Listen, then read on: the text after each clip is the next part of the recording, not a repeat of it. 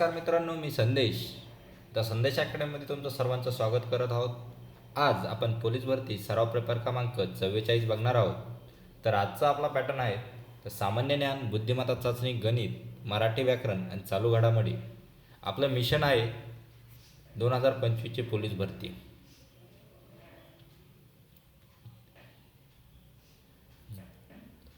आज आपण 25 प्रश्नांचा पेपर घेणार आहोत. तर तुम्हाला किती मार्क मिळतात ते तुम्हाला मला कमेंट बॉक्समध्ये सांगायचं आहे. प्रश्न वाचल्यानंतर तुम्ही ॲन्सर मला कमेंट बॉक्समध्ये कळवायचं आहे. मग मी तुम्हाला ॲन्सर ओके आहे की नाही ते तुम्हाला सांगणार आहे. चला, पहिला प्रश्न. पोलीस क्षेत्राशी संशोधन करणारी प्रमुख संस्था कोणती आहे? CBI, BPR&D, NIA, CRPF. कोणती आहे सांगा. ऑप्शन क्रमांक B, BPR&D.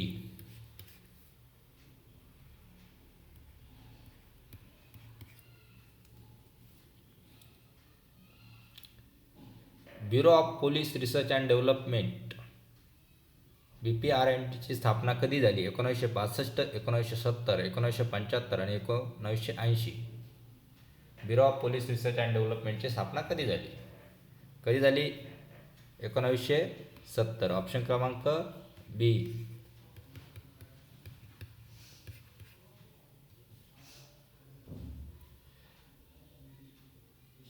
Bureau of police research and डेव्हलपमेंटचे मुख्यालय कुठे आहे? मुंबई, हैदराबाद, नवी दिल्ली, नागपूर. कुठे आहे? नवी दिल्ली. ऑप्शन क्रमांक C. Bureau of police research and डेव्हलपमेंटचे मुख्य कार्य काय आहे? पोलीस भरती करणे, पोलीस आधुनिकीकरण व संशोधन, दहशतवादी विरोधी कारवाई आणि निवडणुकीचे व्यवस्थापन. काय? पोलीस आधुनिकीकरण आणि संशोधन. ऑप्शन क्रमांक बी करेक्ट आन्सर.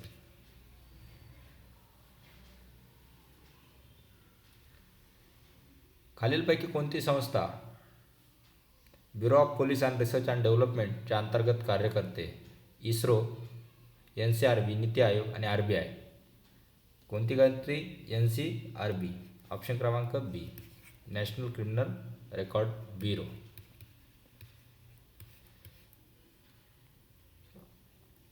आतापर्यंत आपण मित्रांनो 5 क्वेश्चन बघितले. 5 क्वेश्चन काय होते? Bureau of police research and development. आता याची स्थापना कधी झाली? 28 ऑगस्ट 1970 मध्ये झाली. हा आपला पहिला प्रश्न झाला. त्याचं मुख्यालय कुठे आहे? नवी दिल्ली. आणि उद्दिष्ट काय? उद्दिष्ट किंवा हेतू काय? पोलीस दलाचे आधुनिकीकरण आणि प्रशिक्षण, धोरण आखणी आणि गुन्हेगारी संशोधन किंवा शास्त्रीय तपास तंत्रे विकसित करणे म्हणजे पोलीस दलाचे आधुनिकीकरण.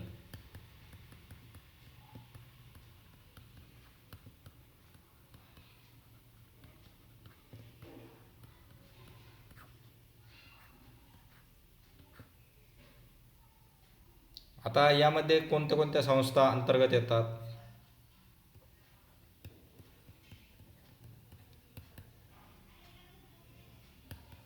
नॅशनल क्रिमिनल रेकॉर्ड ब्युरो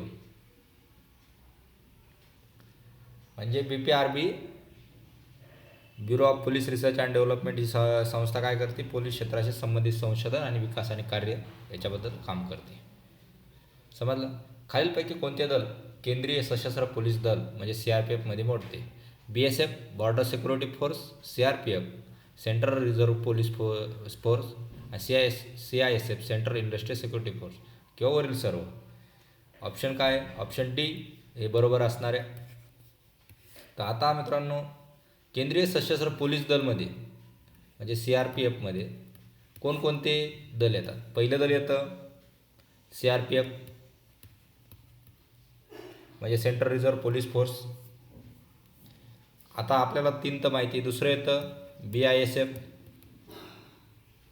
नाही, BSF बॉर्डर सिक्युरिटी फोर्स. तिसरं येतं CISF central industrial security force. आता बाकीचे कोणते कोणते येतात? चौथा येतो इंडो टिबेटियन बॉर्डर पोलीस म्हणजे ITBP. पाचवं येतं SSB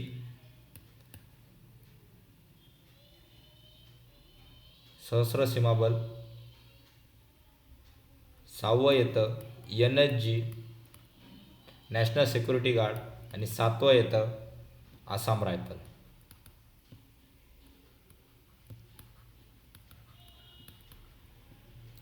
आता कोणकोणते दल येतात केंद्रीय सशस्त्र पोलीसमध्ये? CRPF येतो, BSF येतो, CISF येतो, इंडो तिबेटियन बॉर्डर पोलीस येतात, SSB येतात, NSG येतात आणि आसाम रायफल. आता कोणी जर प्रश्न विचारला तर केंद्रीय सशस्त्र पोलीस दलामध्ये किती कोणकोणते दल मोडतात, तर 7 दल मोडतात. 7 दल कोणकोणते हे खालचे सांगायचे.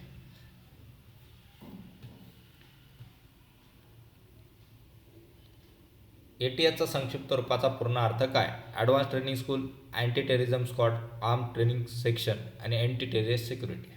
काय? ऑप्शन क्रमांक B अँटी टेररिझम स्क्वॉड.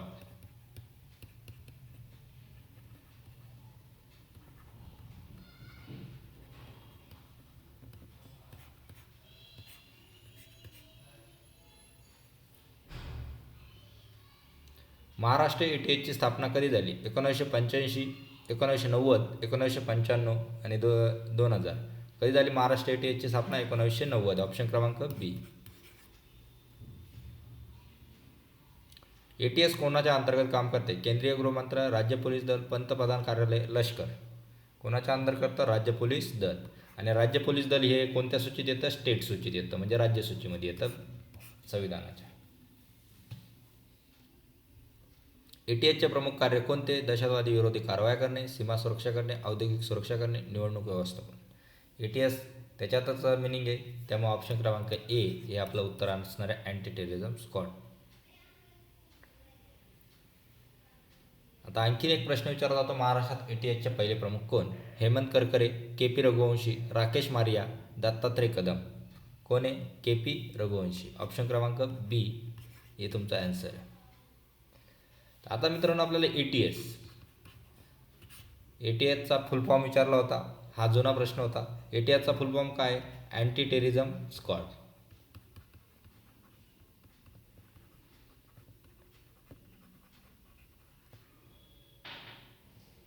आता उद्दिष्ट काय आहे ATS स्थापन करायचं? दहशतवादी कारवाया रोखणे,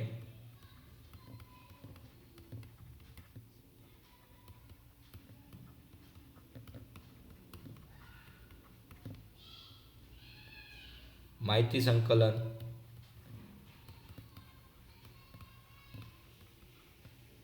व तपास करणे.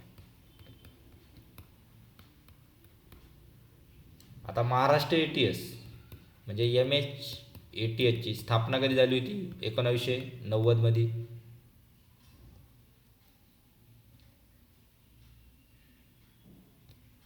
आता त्याचा मेन काय आहे? मुंबई पोलीस किंवा महाराष्ट्र पोलीस. मुंबई पोलीस या महाराष्ट्र पोलीस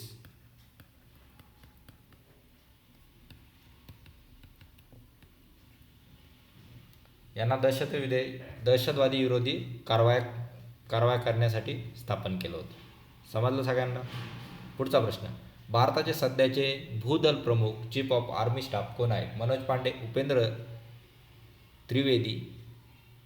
द्विवेदी झाले तो त्रिवेदी,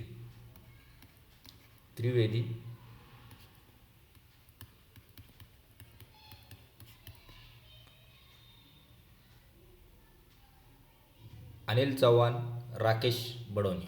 कोण आहे? ऑप्शन क्रमांक B उपेंद्र त्रिवेदी.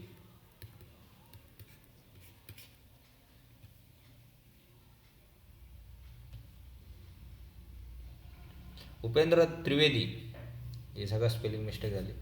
उपेंद्र त्रिवेदी यांनी कोणत्या तारखेला भूदल प्रमुखाच्या पदाचे सूत्र स्वीकारले? 1 जानेवारी 2024, 30 जून 2024, 15 ऑगस्ट 2024, 1 जुलै 2023. कधी स्वीकारले? 30 जून 2024. ऑप्शन क्रमांक बी.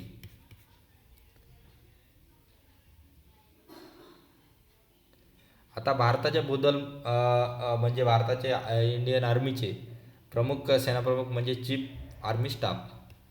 काय होता? चीफ ऑफ आर्मी स्टाफ म्हणजे कॉस म्हणतात त्याला.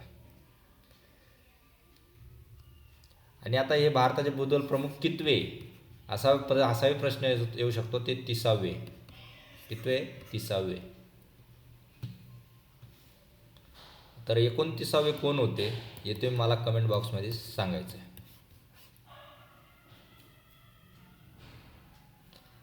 भारताचे सध्याचे जलदल प्रमुख म्हणजे चीफ नेव्हल स्टाफ कोण आहे? आर हरिकुमार, दिनेश त्रिपाठी, संजय जायसवाल, के पी रघुवंशी. कोण आहे? दिनेश त्रिपाठी. ऑप्शन क्रमांक बी. दिनेश त्रिपाठी.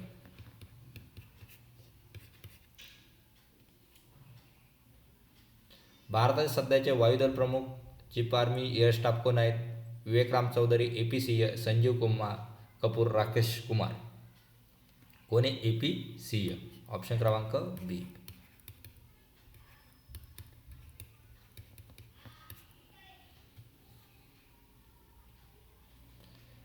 परिक्षेत्र म्हणजे रेंज पातळी पोलीस प्रमुख कोण असतात? पोलीस आयुक्त, पोलीस अधीक्षक SP, पोलीस उपमहानिरीक्षक किंवा पोलीस महानिरीक्षक.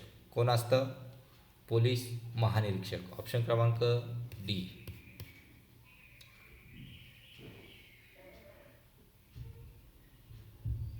आता महाराष्ट्र पोलीस दलामध्ये मी तुम्हाला हेरिडिटी शिकवली होती. DIG, ॲडिशनल DIG आणि शेवट लास्टला पोलीस म्हणजे पोलीस शिपाई.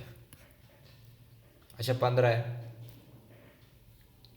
तर परिक्षेत्र म्हणजे रेंज पातळी कोण असतात? पोलीस महानिरीक्षक असतात, IGP. ओके. होमगार्ड दलाचा प्रमुख अधिकारी कोण असतो? पोलीस महासंचालक, जिल्हाधिकारी, महानिदेशक किंवा होमगार्ड व नागरी संरक्षण, पोलीस आयुक्त. कोण असतं? महानिदेशक व होमगार्ड आणि पोलीस नागरी संरक्षण. ऑप्शन क्रमांक सी हे आपलं बरोबर आहे. होमगार्ड दलाचे कार्य काय आहे? पोलिसांना पूरक मदत करणे, निवडणुकीत कायदा सुव्यवस्था राखणे, नैसर्गिक आपत्तीमध्ये मदत करणे, वरील सर्व. होमगार्डचं काम काय आहे? वरील सर्व. होमगार्ड काय करतो? पोलिसांना पूरक मदत करतो अडचणीच्या वेळेस, निवडणूक कायद्यात सुव्यवस्था राखणे आणि नैसर्गिक आपत्तीमध्ये पण मदत करतो. त्यामुळे वरील सर्व हे बरोबर असणार आहे. होमगार्ड दल कोणत्या विभागाच्या अंतर्गत कार्य करते? संरक्षण मंत्रालय, राज्य पोलीस दल, गृह मंत्रालय, पंतप्रधान कार्यालय. कोणाच्या अंतर्गत काम करतं? राज्य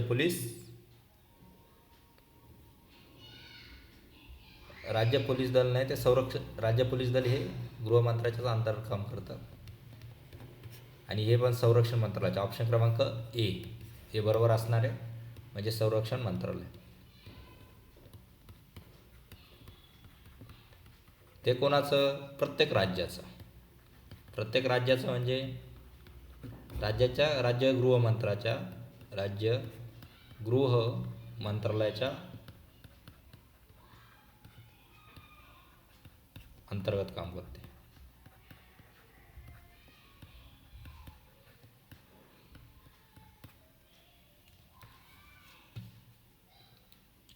जिल्हा पातळीवर होमगार्डचे नियंत्रण कोण पाहतो? जिल्हाधिकारी, पोलीस अधीक्षक, पोलीस उपनिरीक्षक किंवा सरपंच. कोण बघणार? जिल्हाधिकारी. ऑप्शन क्रमांक ए हे बरोबर, जिल्हा अधिकारी.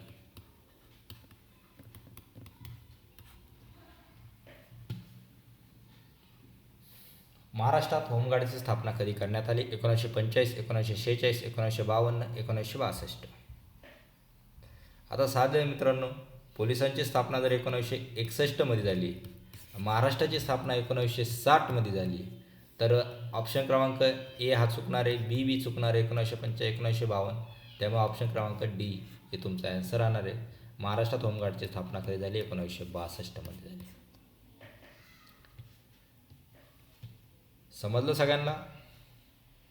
किसी बालक को परेशानी है? खालीलपैकी कोणत्या देशाचे संविधान लिखित स्वरूपात नाही आहे? म्हणजे अनरिटन कॉन्स्टिट्यूशन. म्हणजे आपलं संविधान कसं आहे? लिखित स्वरूपात आहे. भारताचं संविधान कसं आहे? लिखित स्वरूपाचे. असा कोणता देश आहे त्याचं संविधान लिखित स्वरूपात नाही आहे? भारत, अमेरिका, इंग्लंड आणि फ्रान्स. कोणाचं नाही आहे? ऑप्शन क्रमांक सी, इंग्लंड म्हणजे युनायटेड किंगडम यांचं लिखित स्वरूपात नाही आहे. भारतीय संविधान सभेत कोणत्या दिवशी भारतीय संविधान सभेत कोणत्या दिवशी स्वीकारले? 15 ऑगस्ट 1947, 26 जानेवारी 1950, 26 नोव्हेंबर 1949, 9 डिसेंबर 1946. आता प्रश्न बघा, कोणत्या दिवशी स्वीकारले म्हणजे ॲडॉप्ट केले, ॲडॉप्टेड. तर उत्तर काय राहणार आहे आपलं? 26 नोव्हेंबर. ऑप्शन क्रमांक सी, 26 नोव्हेंबर 1949. आता याच्यात 3 डेट आहे. ही झाली ॲडॉप्टेड, हा झाला भारत स्वतंत्र, आपला देश स्वतंत्र झाला. 26 जानेवारी 1950 प्रजासत्ताक दिन.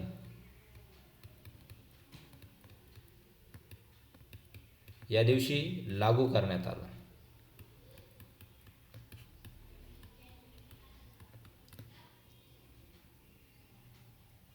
आता तुम्ही म्हणता 9 डिसेंबर ही संविधानाची क्रिप्ट मिशनच्या अंतर्गत 1945 मध्ये क्रिप्ट मिशन आलं होतं, त्याच्या अंतर्गत संविधान सभेची पहिली बैठक होती.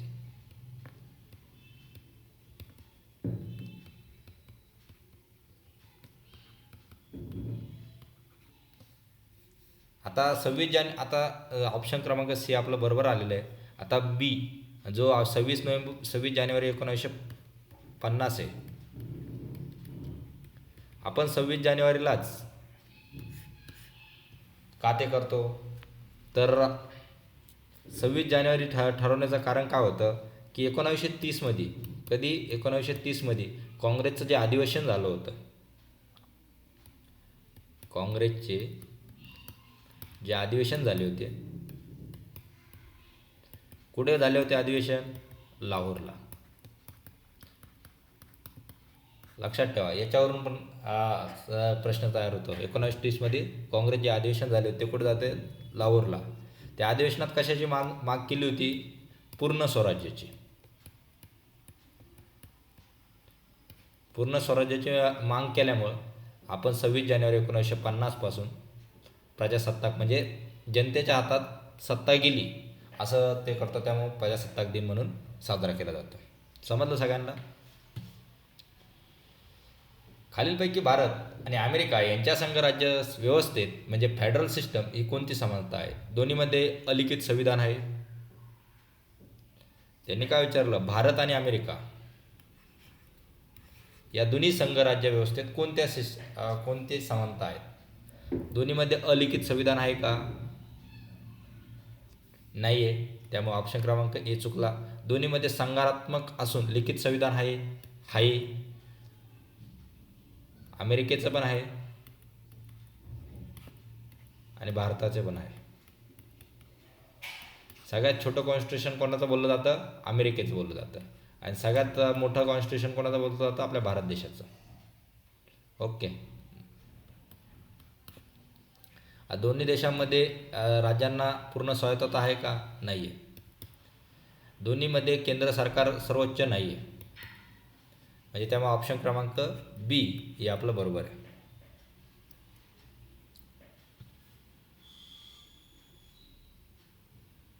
आता संघराज्यात्मक राज्याची व्याख्या कोणती? केंद्र शासनाचे पूर्ण वर्चस्व असलेले राज्य, शक्ती केंद्र व राज्यामध्ये विभागलेले राज्य, एकात्मक राज्य, अलिखित संविधान असलेले राज्य. आपले संघराज्यात्मक राज्याची व्याख्या काय सांगतं संविधान? शक्ती केंद्राकडे आहे. शक्ती कोणाकडे आहे? केंद्राकडे आहे, पण राज्यामध्ये पण विभागलेले राज्य आहे, म्हणजे ऑप्शन क्रमांक बी. आपला संविधानात काय सांगतं? सेंट्रल पॉवर आहे. हा काय झाला सेंट्रल पॉवर. सेंट्रल पॉवर आपला सगळ्या स्टेटला पॉवर देतो. हा झाला महाराष्ट्र, हा झाला गुजरात, म्हणजे हे सगळे स्टेट युटी, सगळ्या स्टेटचे 28 स्टेटचे नाव नाही लिहू शकत, स्टेट आणि युटी. आता सेंट्रल काय करते, काही काही पॉवर स्टेट का दिला. आता काही पॉवर स्टेट का दिला. आता पोलीस दल हे कोण बघतं, स्टेटच्या अंतर्गत येतं. आता 3 लिस्ट आहे संविधानमध्ये, एक स्टेट लिस्ट, एक सेंट्रल लिस्ट आणि एक कॉन्करंट. आता स्टेट लिस्टमध्ये काय होतं, स्टेट लिस्टमध्ये राज्य आपले नियम बनवू शकतं. सेंट्रल लिस्टमध्ये सेंटर आपले नियम बनवू शकतं, म्हणजे केंद्र सरकार नियम बनवू शकतं. कॉन्करंट म्हणजे राज्य पण आणि केंद्र पण हे नियम बनवू शकतं. हा काय झाला, एक फेडरल सिस्टमचा ढाचा झाला. समजला. आणि ज्यावेळेस इमर्जन्सी लागते, काय लागतं, इमर्जन्सी. भारतात इमर्जन्सी कधी कधी लागलेली 1972, 1965. तर त्यावेळेस इमर्जन्सी सगळे जे राज्याकडे पॉवर असतात ते कुठं डायवर्ट होतात, सेंटरकडे जातात. त्यामुळं सेंटर काय, एक केंद्र आहे, एक शक्ती आहे, एक शक्ती प्रदान करतं. जर सगळं सुरळीत असेल तर सगळ्या निम्म्याच्यावर पॉवर स्टेटकडे जातात, जर सुरळीत नसेल तर सेंटरकडे जातात. अशा प्रकारे ते होतं. आणि प्रेसिडेंट रूल लागला तर त्यावेळेस काय होतं, त्यावेळेस पूर्ण त्या स्टेटचं कारभार कोण बघतं, सेंटर बघतं. अशा प्रकारे आपला उत्तर काय असणार आहे, बी हे शक्ती केंद्र आहे आणि राज्यामध्ये विभागलेले राज्य आपण आहे. अशा प्रकारे आज आपला पेपर संपलेला आहे मित्रांनो. आजचा पेपरला आपल्याला 25 पैकी किती मार्क मिळाले ते तुम्ही मला कमेंट बॉक्समध्ये सांगशाल. कोणाला काय प्रॉब्लेम असेल 25 प्रश्नांपैकी, तो प्रश्न पिन करून मला कमेंट बॉक्समध्ये सांगू शकतात. मी तो पुढच्या पेपरला पुन्हा एक्सप्लेन करेन.